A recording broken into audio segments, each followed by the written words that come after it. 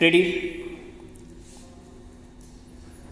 Ready start. माननीय सभापति जी, हमारे मंत्री महोदय ने जो बिल पेश किया है उसका मैं समर्थन करता हूं।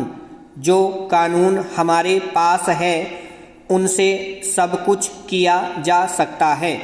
अपराधी को दंड दिया जा सकता है, उसके खिलाफ मुकदमा चलाया जा सकता है और विशेष अदालतों की कोई आवश्यकता नहीं है। कोई भी काम जो जल्दबाजी में किया जाता है उसका नतीजा अच्छा नहीं निकलता है। शांतिपूर्वक, धैर्य तथा व्यवस्था के साथ काम होना चाहिए और हर अपराधी को न्याय मिलना चाहिए। वर्तमान समय में विशेष अदालतों का कोई महत्व नहीं है। राजनीतिक भेदभाव से प्रेरणा लेकर ही इन अदालतों की व्यवस्था की गई थी। अब इसका अंत होना चाहिए। इन शब्दों के साथ मैं इस विधेयक का समर्थन करता हूं। एक बार फिर इस देश के लोगों को यह सोचने पर मजबूर किया जा रहा है कि क्या इन विशेष अदालतों की आवश्यकता है या नहीं। सत्ता दल के सदस्यों ने जो तर्क दिए हैं उनके समाधान के लिए मैं सिर्फ एक ही बात उनसे पूछना चाहता हूं।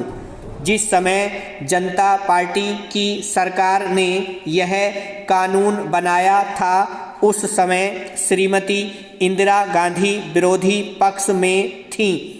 उस समय वह और उनकी पार्टी के सदस्य यह कह रहे थे कि इस कानून का उद्देश्य केवल उनके खिलाफ मुकदमे चलाना है, लेकिन आज मैं स्वयं सत्ता में हूँ।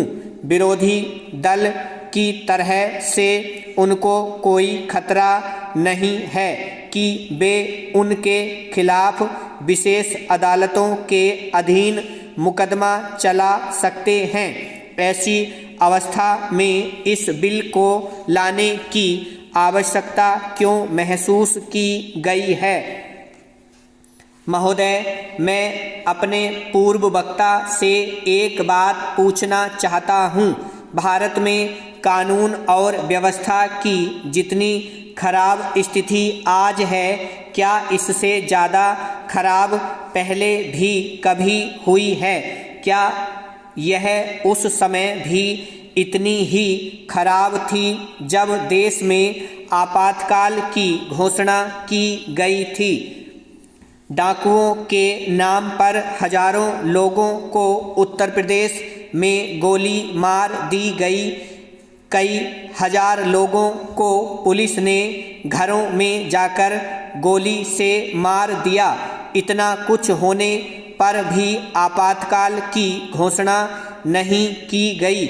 आज जबकि आर्थिक और राजनीतिक घटनाएं हो रही हैं, उनका मुकाबला करने के लिए विशेष अदालतों का सहारा क्यों लिया जा रहा है? यह बिल लाने का हमारा उद्देश्य राजनीतिक नहीं था। हमारा उद्देश्य यह था कि संविधान के द्वारा यदि इस देश के लोगों के हितों को नुकसान पहुंचाए तो लोगों को राजनीतिक और आर्थिक अपराध करने से रोका जा सके। ब्रावो।